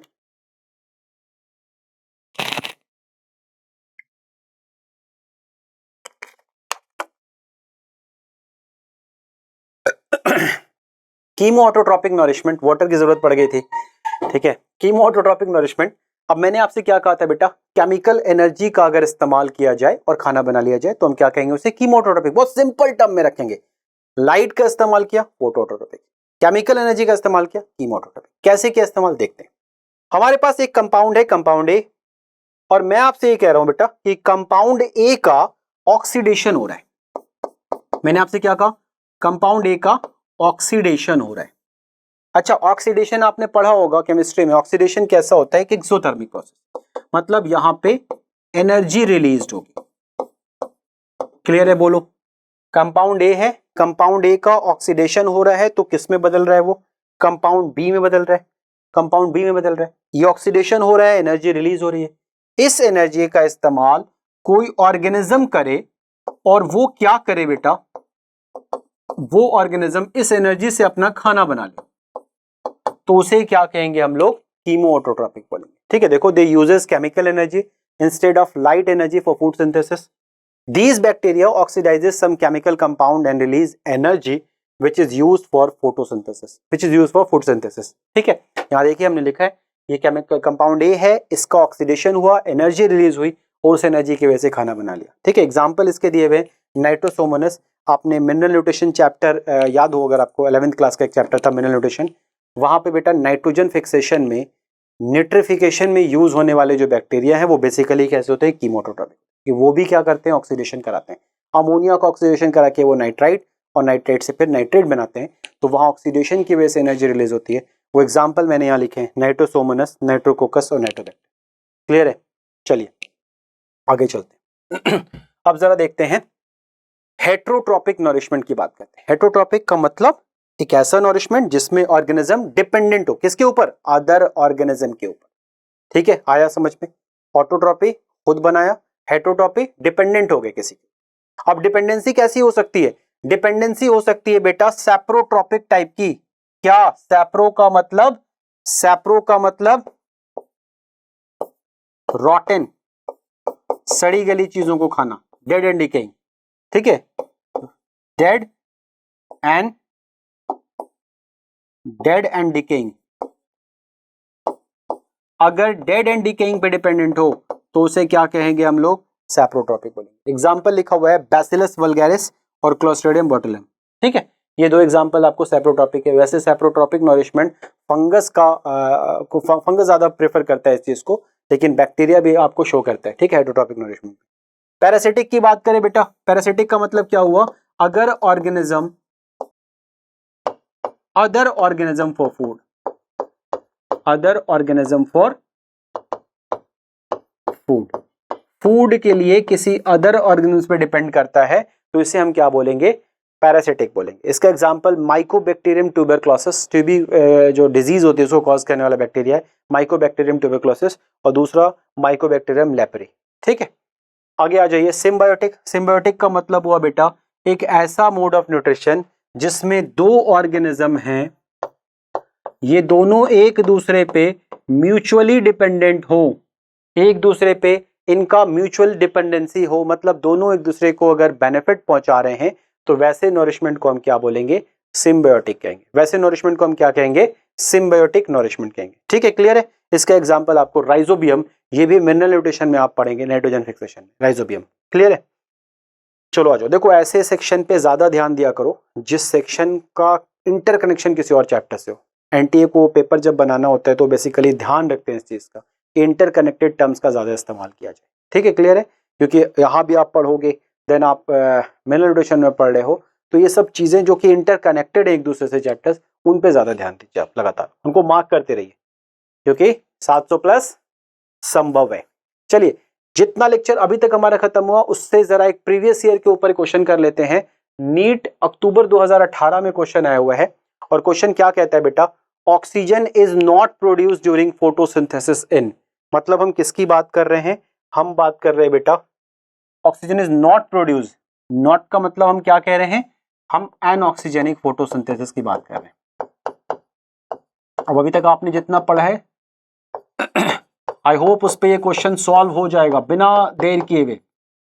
ठीक है, एनऑक्सीजेनिक फोटोसिंथेसिस मतलब ऑक्सीजन प्रोड्यूस नहीं हो रहा है। ठीक है, ऑक्सीजन प्रोड्यूस साइकस के अंदर होता है बेटा, बिल्कुल होता है। ठीक है, नॉस्टक के अंदर भी होगा, कारा के अंदर भी होगा, ग्रीन अलगा है, नॉस्टक बेसिकली साइनोबैक्टीरिया है, साइकस आपको आ जाएगा जिम्नोस्पर्म के अंदर। ठीक है, तो जिम्नोस्पर्म के अंदर भी होता है, नॉस्टक में भी होगा साइनोबैक्टीरिया, ग्रीन अलगा में भी होगा। किसमें नहीं होगा, बैक्टीरिया में मैंने आपको बताया था कि बैक्टीरिया के अंदर फोटोसिंथेसिस एनऑक्सीजेनिक होता है, तो इसका आंसर क्या हो जाएगा बेटा, बैक्टीरिया हो जाएगा। ठीक है, बैक्टीरिया के अंदर एनऑक्सीजेनिक फोटोसिंथेसिस होता है। आगे चलते हैं, next is bacteria, bacterial respiration की बात करते हैं। ठीक है, ये क्वेश्चन था छोटा सा जो प्रीवियस ईयर पीवाईक्यू में आया हुआ था क्वेश्चन, वो मैंने आपको सॉल्व करा दिया। आगे बढ़ते हैं, रेस्पिरेशन की बात करते हैं। अब रेस्पिरेशन लफ्ज का मतलब क्या होता है? रेस्पिरेशन बेसिकली हम कहते हैं ऑक्सीडेशन ऑफ फूड को, ऑक्सीडेशन ऑफ फूड को, ठीक है, ऑक्सीडेशन फूड को। तो बैक्टीरिया के अंदर दो तरह का रेस्पिरेशन हो सकता है। ये स्लाइड की थोड़ी सी एरर है, ठीक है। दो तरह का बेटा रेस्पिरेशन हो सकता है बैक्टीरिया के अंदर, एक है एरोबिक रेस्पिरेशन और दूसरा बेटा यहाँ पे ये थोड़ा सा एरर है, एनारोबिक है बेटा, इसको कट कर लेंगे आप, एनारोबिक रेस्पिरेशन है, ठीक है। एक है एरोबिक रेस्पिरेशन और दूसरा है एनारोबिक रेस्पिरेशन। एरोबिक का मतलब हो गया respiration in presence of oxygen,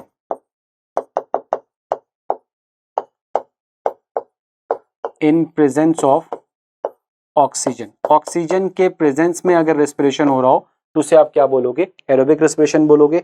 और दूसरा है बेटा एनारोबिक रेस्पिरेशन का मतलब है respiration in presence, in absence of,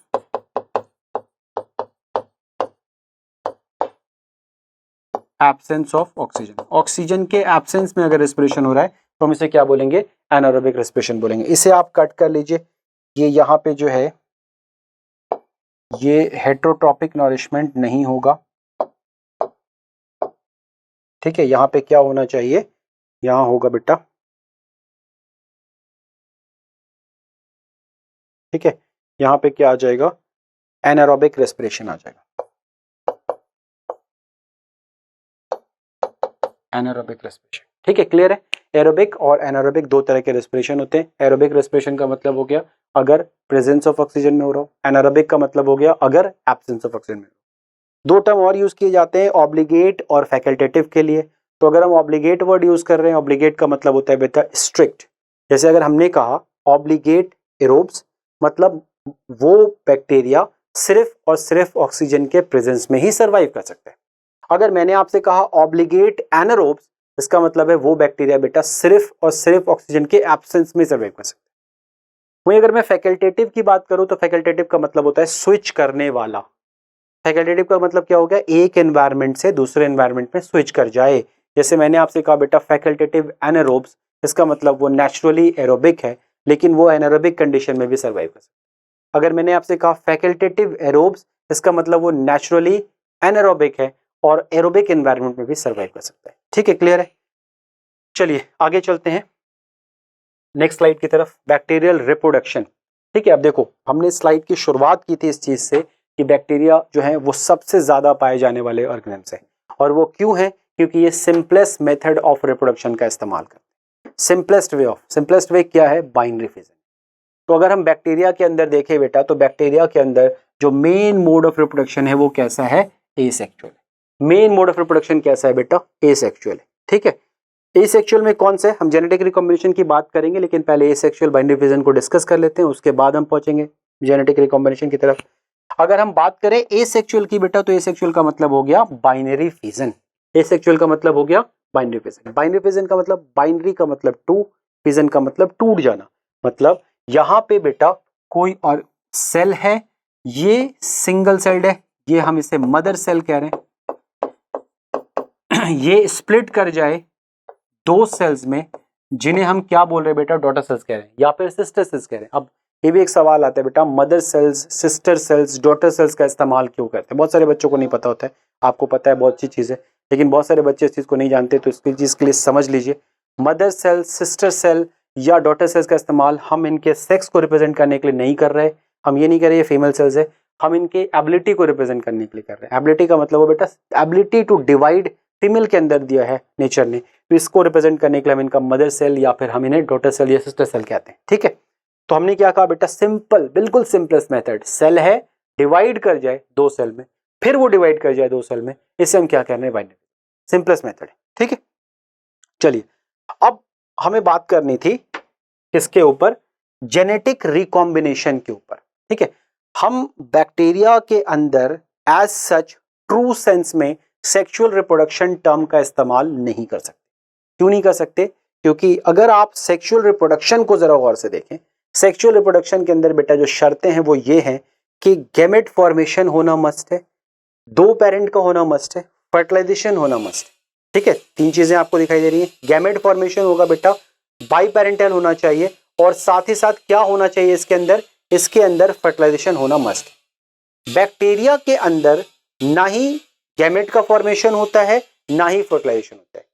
fertilisation और गैमेट फॉर्मेशन की जगह बैक्टीरिया के अंदर क्या होता है, सिर्फ जेनेटिक मटेरियल एक बैक्टीरियम से दूसरे बैक्टीरियम पे ट्रांसफर होता है। अगर हम उन ऑर्गेनिजम्स की बात करें जिनके अंदर सेक्सुअल रिप्रोडक्शन प्रेजेंट है, तो उनके अंदर भी अगर हम गैमेट फॉर्मेशन को बहुत ब्रॉड सेंस में देखें तो बेसिकली ये मैकेनिज्म है जेनेटिक मटेरियल को ट्रांसफर करने। ठीक है, क्लियर है। तो क्योंकि बैक्टीरिया के अंदर genetic material that is DNA एक बैक्टीरियम से दूसरे बैक्टीरियम में ट्रांसफर हो रहा है, इसीलिए इसको हम क्या कह सकते हैं, जेनेटिक रिकॉम्बिनेशन कह सकते हैं। ठीक है, जेनेटिक रिकॉम्बिनेशन के 3 टाइप है। ट्रांसफॉर्मेशन का क्या मतलब हो गया, आपने 2 बैक्टीरियम सेल, 2 से ज्यादा बैक्टीरियम सेल्स को एक ही मीडियम में रख दिया। एक बैक्टीरियम सेल ने बेटा अपना डीएनए मीडियम में इजेक्ट आउट किया, दूसरे ने उसको एक्सेप्ट कर लिया, इसको हम ट्रांसफॉर्मेशन कह रहे हैं। मीडियम के थ्रू ट्रांसफर हो रहा है। यही सेम आपको क्लास 12th में जेनेटिक्स के चैप्टर में पढ़ाया जाएगा, वहां पे मॉलिक्यूलर जेनेटिक्स में ट्रांसफॉर्मिंग प्रिंसिपल के नाम से, फ्रेडरिक ग्रिफ के एक्सपेरिमेंट में। ठीक है, हमने क्या कहा, हमने बैक्टीरियम को एक ही मीडियम में रखा, एक बैक्टीरियम ने अपना जेनेटिक मटेरियल इजेक्ट आउट किया, दूसरे ने उसको बेटा एक्सेप्ट कर लिया, इसको हम क्या कह रहे हैं, ट्रांसफॉर्मेशन। ठीक है, दूसरा है बेटा कंजुगेशन। कंजुगेशन का मतलब है एक ही मीडियम के अंदर 2 बैक्टीरियम रखे हुए, 2 से ज्यादा बैक्टीरियम हो सकते हैं, मैं 2 की बात कर रहा हूं सिर्फ क्योंकि मुझे समझाना है। हमने 2 बैक्टीरियम रखा बेटा, 2 बैक्टीरियम को हमने कंसीडर किया हुआ है। तो एक बैक्टीरियम जिसके पास प्लाज्मिड मौजूद है उसे आप क्या कहते हो, उसे आप F पॉजिटिव कहते हो। फर्टिलिटी प्लाज्मिड जिसके पास मौजूद है उसे आप क्या कहते हो, F पॉजिटिव कहते हो। F पॉजिटिव वाला अपने प्लाज्मिड को रेप्लिकेट करेगा, ध्यान से सुनना, बस सुनने की जरूरत है इन टर्म्स को। F पॉजिटिव वाला अपने प्लाज्मिड को रेप्लिकेट कराएगा। उसके बाद इस F प्लाज्मिड के जो पाइलस हैं बेसिकली उनका एक्सटेंशन होगा और उससे कॉन्जुगेशन ट्यूब या फिर सेक्स ट्यूब का फॉर्मेशन होगा। ठीक है, क्लियर है। मैंने क्या कहा, F पॉजिटिव वाला जिसके पास F प्लाज्मिड प्रेजेंट है, F का मतलब फर्टिलिटी प्लाज्मिड प्रेजेंट है बेटा, वो अपने प्लाज्मिड को रेप्लिकेट करेगा। रेप्लिकेट करने के बाद जो F पॉजिटिव वाला है उसका पाइलस एक्सटेंड करके सेक्स ट्यूब का फॉर्मेशन करेगा और उस ट्यूब के थ्रू ये रेप्लिकेटेड प्लाज्मिड दूसरे बैक्टीरियम जिन्हें हम F नेगेटिव कह रहे हैं उनके अंदर ट्रांसफर। ठीक है, मतलब यहां पे एक फिजिकल कांटेक्ट की जरूरत है। ट्रांसफॉर्मेशन में कोई फिजिकल कांटेक्ट रिक्वायर्ड नहीं है, इसके अंदर फिजिकल कांटेक्ट की जरूरत है। ठीक है, इसके अंदर फिजिकल कांटेक्ट की जरूरत है बेटा। ठीक है, यहां पे भी इसके अंदर बेटा फिजिकल कांटेक्ट की जरूरत है। ठीक है, चलो इसके अंदर फिजिकल कांटेक्ट की जरूरत है। उसके बाद हम बात कर ले किसकी बेटा, इसके अंदर फिजिकल कांटेक्ट की जरूरत है।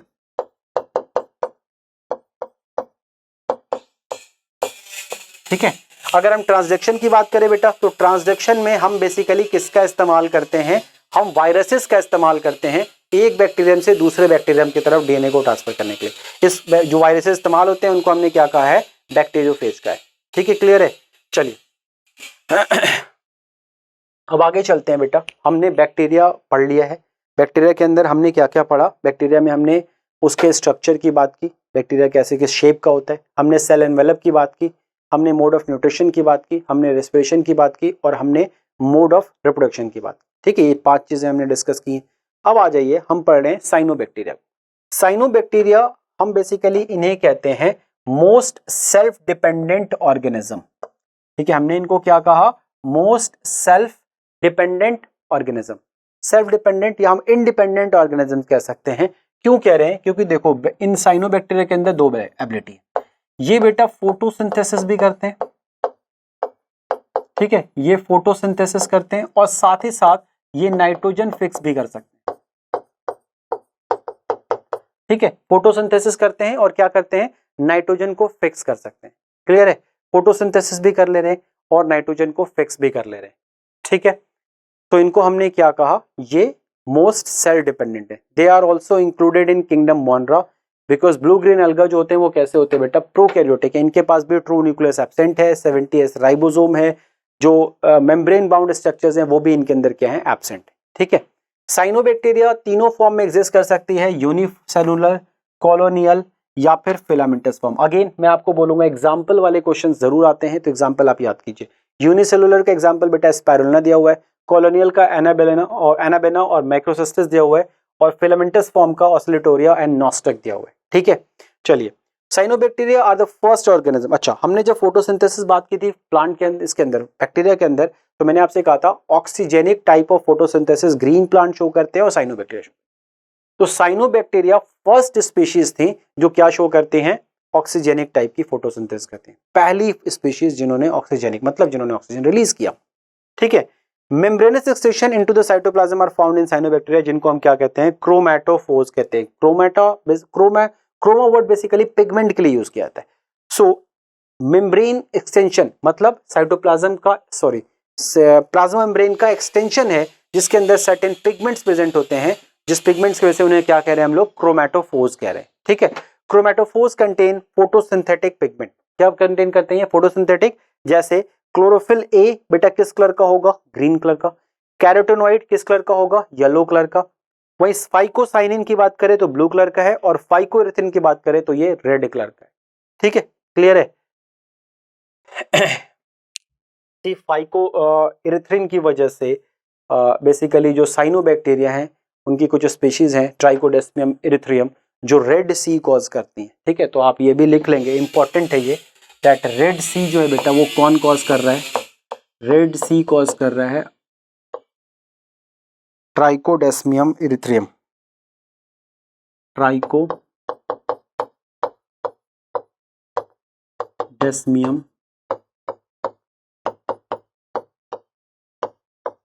इरिथ्रियम। ठीक है, रेड सी कॉज करता है ट्राइकोडेस्मियम इरिथ्रियम, लाल कलर का पूरा समुद्र दिखाई देने लगता है।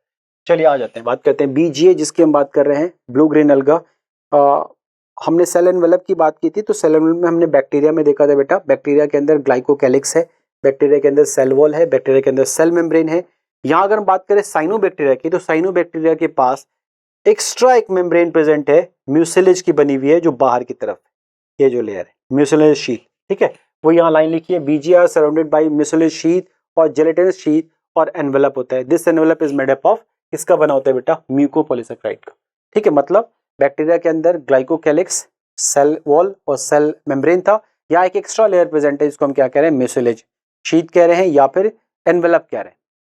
अब इनके अंदर फ्लैजिला एब्सेंट है, बैक्टीरिया के अंदर फ्लैजिला है, साइनोबैक्टीरिया के अंदर फ्लैजिला क्या होते हैं, एब्सेंट होते हैं।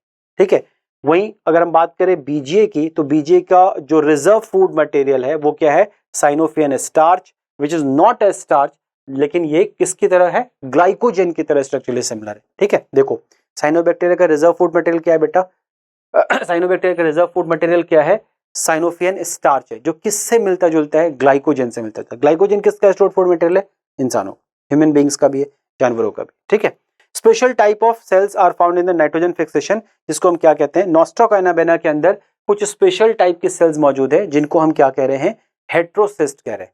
स्पेशल टाइप के सेल किसके अंदर मौजूद है, नॉस्टॉक और एनाबेना के अंदर, जिनको हम क्या कह रहे हैं बेटा, हेट्रोसिस्ट कह रहे हैं। अब हेट्रोसिस्ट कहाँ है, ये देखो यहाँ है।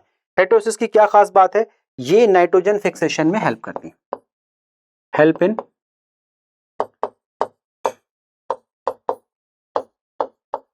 Nitrogen fixation. ठीक है, एक और बहुत इंपॉर्टेंट पॉइंट है, ये भी आप यहां पे नोट कर लीजिए, that these heterocyst lack PS2। PS2 नहीं होता, क्यों नहीं होता, क्योंकि अगर आपने फोटोसिंथेसिस पढ़ी हो तो आपने वहां पढ़ा होगा PS2 is responsible for hydrolysis और photolysis of water, photolysis of water के लिए रिस्पॉन्सिबल होता है। तो वहां अगर फोटोलिसिस ऑफ वाटर करोगे आप तो ऑक्सीजन रिलीज हो जाएगी। इस एंजाइम को काम करने के लिए, जो नाइट्रोजनेज एंजाइम यहाँ पे है, उसको काम करने के लिए oxygen as a poison work करता है, उसके काम में रुकावट डालता है, तो इसीलिए PS2 यहाँ पे नहीं होता, ताकि ऑक्सीजन रिलीज ना हो पाए। ठीक है, चलिए आगे बढ़ते हैं।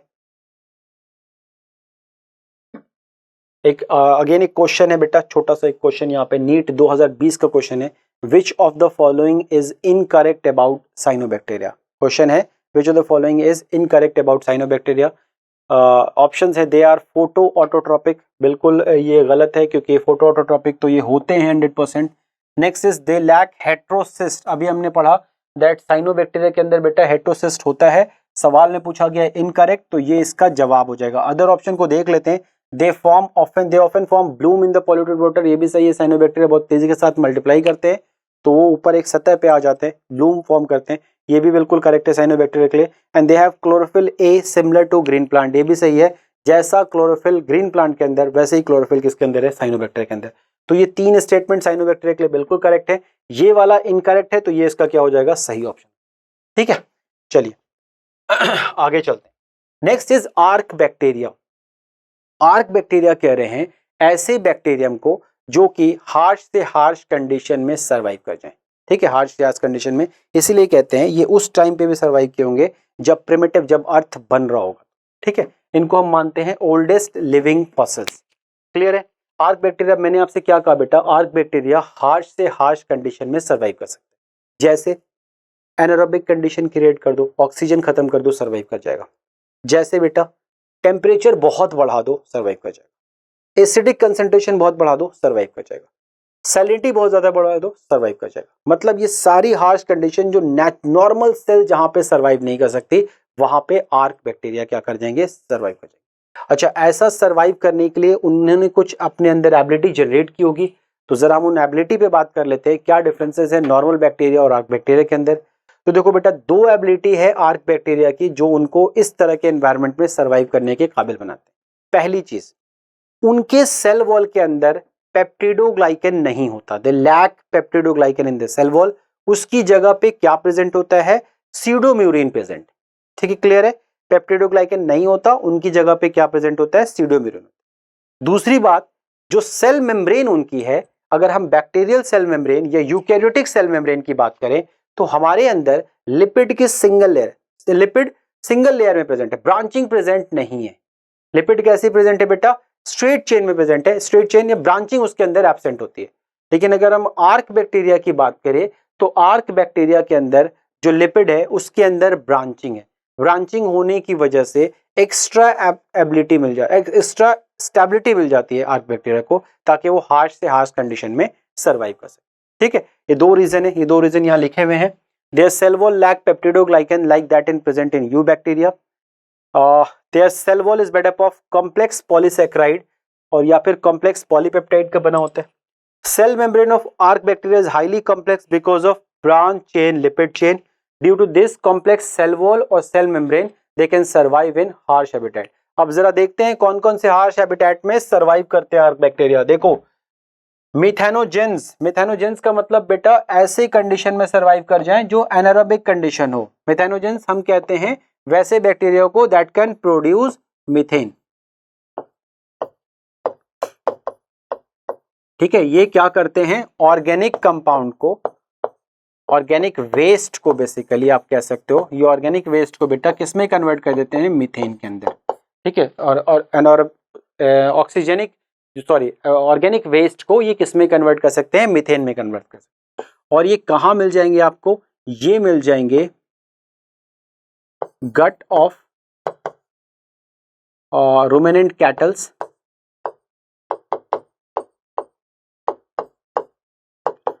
साथ ही साथ बेटा मार्शी एरियाज में आपको मिलेंगे, दलदली इलाके। ठीक है, नेक्स्ट बात करें हैलोफाइल्स की। हैलो का मतलब होता है, हैलो का मतलब होता है सॉल्ट, फाइल का मतलब होता है बेटा लविंग।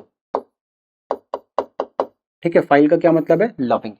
तो हैलोफाइल्स का क्या मतलब हो गया, ऐसे बैक्टीरियम जो कि सॉल्टी एरियाज को, सॉल्टी एरियाज में सर्वाइव कर सकते हैं। ऐसे बैक्टीरियम जो सॉल्टी एरियाज में सर्वाइव कर जाएं उनको हमने क्या कहा है, हैलोफाइल्स का है। क्लियर है। हमने मिथेनोजन किसको कहा, ऐसे बैक्टीरियम को जो ऑर्गेनिक वेस्ट को किसमें कन्वर्ट कर दें, मीथेन के अंदर कन्वर्ट कर दें। बायोगैस प्लांट या फिर सीवेज ट्रीटमेंट प्लांट में इनका इस्तेमाल होता है। हैलोफाइल्स की बात करें, हैलो का मतलब हो गया सॉल्ट और फाइल का मतलब हो गया लविंग। तो ऐसे बैक्टीरिया, ऐसे आर्क बैक्टीरिया जो कि सॉल्टी एरियाज में रहना पसंद करते हैं उनको हम क्या बोलते हैं, हैलोफाइल्स बोलते हैं। बेटा ये होते हेट्रोट्रॉपिक हैं, याद रखिएगा, हैलोफाइल्स हेट्रोट्रॉपिक होते हैं, लेकिन इनके अंदर एक पिगमेंट प्रेजेंट है बैक्टीरियोरोडोप्सिन, जो लाइट को ट्रैप करके क्या बनाता है, एटीपी बनाता है। ठीक है, वैसे ये होते कैसे हैं, हेट्रोट्रॉपिक। अब हम थर्मो एसिडोफाइल की बात करें, थर्मा मतलब होता है बेटा heat,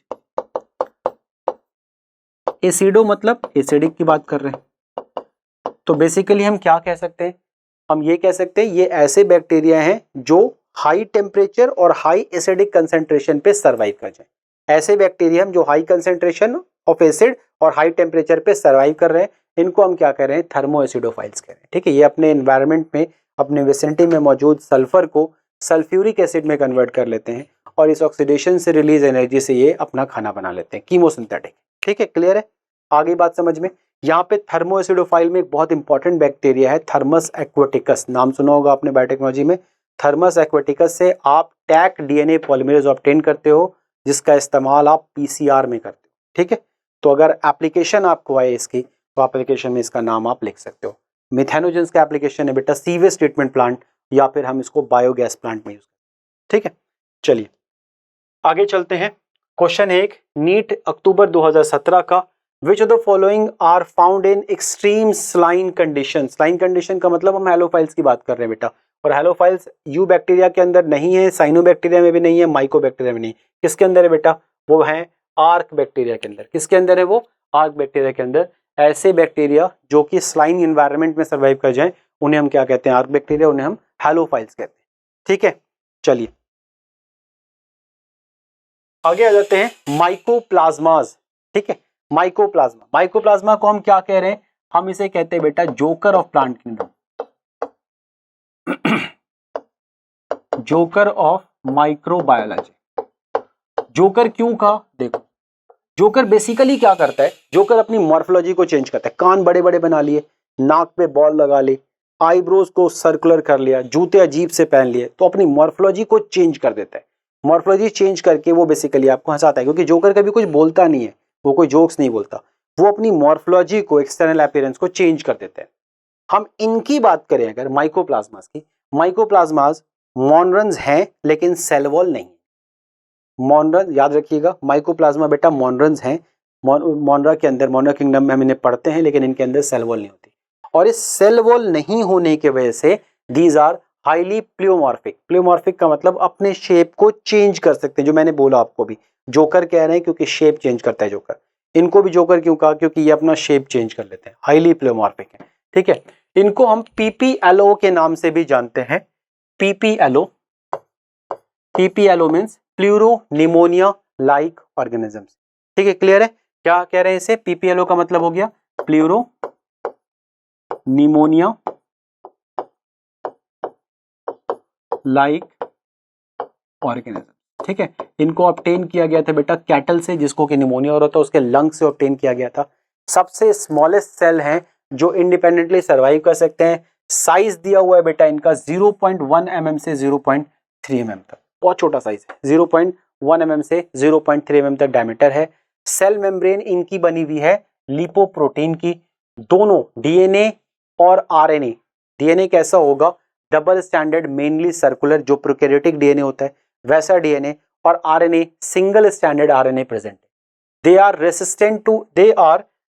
resistant to antibiotic penicillin. अब ये बहुत इंपॉर्टेंट है, क्योंकि ये सवाल भी आ सकता है आपको कि माइकोप्लाज्मास के बारे में कहते हैं, if mycoplasmas are included in bacteria, और हम जानते हैं बैक्टीरिया के ऊपर एंटीबायोटिक असर करता है, तो फिर माइकोप्लाज्मा पे असर क्यों नहीं करता। तो देखना बेटा, एंटीबायोटिक की दो क्लासेस हैं। ठीक है, एक वो एंटीबायोटिक जो सेल वॉल सिंथेसिस को रोकते हैं, दूसरे वो एंटीबायोटिक है जो मेटाबॉलिक इनहिबिटर्स है, मेटाबॉलिक एक्टिविटी को रोकते हैं। तो क्योंकि माइकोप्लाज्मा के अंदर सेल वॉल नहीं है, तो इसलिए ऐसे एंटीबायोटिक जो सेल वॉल सिंथेसिस को रोकते हैं, जस्ट लाइक पेनिसिलिन, वो इस तरह के ऑर्गेनिजम्स पे असर नहीं करेंगे जिनके पास सेल वॉल नहीं। अदर हैंड पे लें, अगर वैसे एंटीबायोटिक की बात करें जो मेटाबॉलिक इनहिबिटर्स हैं, मतलब जो मेटाबॉलिक पाथवे को रोकते हैं, वो इनके अंदर असर करते हैं, तो हम ये कह सकते हैं बेटा पेनिसिलिन माइकोप्लाज्मा पे कोई असर नहीं डालता, लेकिन टेट्रासाइक्लिन जैसी जो एंटीबायोटिक्स हैं, जो कि मेटाबॉलिक इनहिबिटर्स है बेसिकली, वो असर करते हैं इनके ऊपर। ये एनारोबिक कंडीशन में सर्वाइव कर सकते हैं, मतलब विदाउट ऑक्सीजन इनके अंदर रहने की एबिलिटी है। और साथ ही साथ हम कह सकते हैं इनका जो मोड ऑफ न्यूट्रिशन है वो सैप्रोट्रोपिक या सैप्रोफाइटिक और पैरासिटिक। ठीक है, उसके साथ साथ ये प्लांट और एनिमल में डिजीज कॉज करते हैं। सबसे स्मॉलेस्ट सेल है जो कैपेबल है इंडिपेंडेंट एग्जिस्टेंस की। ठीक है, आगे देखते हैं बेटा, एक छोटा सा क्वेश्चन है पीपीएलओ के ऊपर। PPLO means pleuro pneumonia like organism, हम माइकोप्लाज्मा की बात कर रहे हैं। अक्टूबर 2020 में ये क्वेश्चन आया हुआ है। ये क्वेश्चन है बेटा, पीपीएलओ का साइज क्या होता है? The size of PPLO is very simple question, last slide पे देख लो, लास्ट स्लाइड पे पढ़ा हुआ है, very simple question. The size of PPLO is 0.1 micrometre. ठीक है, क्लियर है? बोलो। तो हमने आज क्या क्या पढ़ा? हमने आज किंगडम मोनरा पढ़ा। किंगडम मोनरा के अंदर हमने क्या पढ़ा बेटा? बैक्टीरिया के बारे में पढ़ा। बैक्टीरिया के बारे में हमने शुरू में बैक्टीरिया का स्ट्रक्चर पढ़ा, पहले हमने क्लासिफिकेशन पढ़ी, हमने 2 kingdom, 3 kingdom, 4 kingdom, 5 kingdom classification पढ़ी। 5 किंगडम क्लासिफिकेशन में हमने बेटा आर.एच. विटेकर साहब को पढ़ा। 5 किंगडम क्लासिफिकेशन में हमने किसको पढ़ा बेटा? आर.एच. विटेकर को पढ़ा। ठीक है, हमने 5 किंगडम क्लासिफिकेशन में किसे पढ़ा बेटा? आर.एच. विटेकर को पढ़ा। उसके बाद हमने 5 किंगडम क्लासिफिकेशन में मोनरा, प्रोटिस्टा, फंगस, प्लांटियो, एनिमेलिया पढ़ा, उनके इंपॉर्टेंट कैरेक्टरिस्टिक्स पढ़े। फिर हमने किंगडम मोनरा स्टार्ट किया। किंगडम मोनरा के अंदर हमने बेटा उसके शेप को पढ़ा, कैसे कैसे शेप होते हैं। फिर हमने उसके सेल एनवेलप की स्टडी की। सेल एनवेलप में हमने बेटा 3 टाइप के सेल एनवेलप पढ़े। ग्लाइकोकैलिक्स आउटर मोस्ट लेयर है, उसके बाद हमने सेल मेम्ब्रेन पढ़ी, और लास्ट में हमने सेल वॉल पढ़ी, उसके लास्ट में हमने सेल मेम्ब्रेन पढ़ी। फिर हमने फिजियोलॉजी देखी, सर्टेन स्ट्रक्चर्स देखे जो साइटोप्लाज्म के अंदर मौजूद हैं, जिसमें मोस्ट इंपॉर्टेंट आपको न्यूक्लियोइड है। न्यूक्लियोइड पे पूरा अच्छे से स्टडी कीजिएगा, क्वेश्चंस कीजिएगा। उसके साथ साथ हमने मीसोजोम्स पढ़ा। मीसोजोम भी बहुत इंपॉर्टेंट स्ट्रक्चर है, रेस्पिरेशन से रिलेटेड क्वेश्चन आ सकते हैं। फिर हमने बैक्टीरिया के अंदर फोटोसिंथेसिस को देखा। बैक्टीरिया के अंदर एनऑक्सीजेनिक फोटोसिंथेसिस होती है, क्योंकि उसके अंदर हाइड्रोजन का जो डोनर है वो वाटर नहीं है। हमने रेस्पिरेशन देखा। रेस्पिरेशन में 2 टाइप के रेस्पिरेशन देखे, एरोबिक और एनारोबिक रेस्पिरेशन। साथ ही साथ अगर हम बात करें बेटा आगे, हमने रिप्रोडक्शन देखा, बाइनरी फ्यूजन देखा, और ये वजह बताई आपको कि बाइनरी फ्यूजन होने की वजह से बैक्टीरिया सबसे ज्यादा मौजूद है हमारे आसपास। ठीक है, क्योंकि वो सिंपलेस्ट मेथड है उनके मल्टीप्लाई करने का। फूड अवेलेबल होगा तो मल्टीप्लाई कर जाएंगे। उसके बाद हमने क्या देखा बेटा? अच्छा, एक और बात बता दूं, स्पोर फॉर्मेशन के थ्रू भी बैक्टीरिया मल्टीप्लाई करते हैं, लेकिन वो तब करते हैं जब बाहर कैसा कंडीशन है? Harsh condition, unfavourable condition. उसके बाद हमने देखा जेनेटिक रिकॉम्बिनेशन, और ये समझने की कोशिश की कि बैक्टीरिया के अंदर आखिर हम सेक्सुअल रिप्रोडक्शन जैसा टर्म क्यों नहीं यूज कर पाते, हम उन्हें जेनेटिक रिकॉम्बिनेशन क्यों कहते हैं। 3 टाइप के जेनेटिक रिकॉम्बिनेशन देखे, ट्रांसफॉर्मेशन, ट्रांसडक्शन। ट्रांसफॉर्मेशन को बेटा आपको डिटेल में क्लास 12 में पढ़ाया जाएगा, ट्रांसफॉर्मिंग प्रिंसिपल के ऊपर। उसका हमने ट्रांसडक्शन देखा, कॉन्जुगेशन देखा। साथ साथ हमने साइनोबैक्टीरिया की स्टडी की। साइनोबैक्टीरिया को ये समझने की कोशिश की कि उसे सेल डिपेंडेंट क्यों कहते हैं। नॉस्टक का एक स्ट्रक्चर था, उसमें हमने हेटेरोसिस्ट को देखा। साथ साथ माइकोप्लाज्मा और आर्क बैक्टीरिया पढ़े, और ये जानने की कोशिश की कि आर्क बैक्टीरिया हार्श कंडीशन में सरवाइव कैसे कर सकते। ठीक है, तो आज आपका क्या लक्ष्य होगा? हमारा लक्ष्य जो है, हमारा ये बैच का नाम ही हमारे लिए लक्ष्य है। बैच का नाम बेटा संभव है, और ये तब संभव है, हमारा जो टारगेट है वो 700 है।